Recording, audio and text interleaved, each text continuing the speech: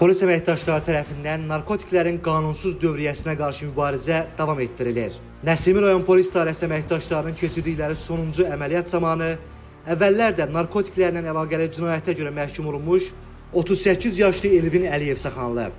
Ondan qanunsuz olaraq əldə etdiyi 13 kiloqram 700 qram narkotik vasitə olan marihuana aşkar edilərək götürülüb. Saxlanılan şəxs ifadəsində narkotik vasitələri sosial şəbəkədə tanış olduğu şəxsiyyəti istintaqla araşdırılan İran vətəndaşı vasitəsilə əldə etdiyini və hissələrə ayıraraq paytaxt ərazisində müxtəlif ünvanlara çatdırmağı planlaşdırdığını bildirib. Sosial şəbəkə olan WhatsApp-da Hüseyn adlı şəxslə danışırdım, İran vətəndaşı. Narkotik vasitə göndərdi və onu götürdüm, o deyən yerlərə qoydum, onun əsasında mənə pul verirdi. Faktla bağlı başlanan cinayət üzrə istintaq araşdırmaları davam etdirilir.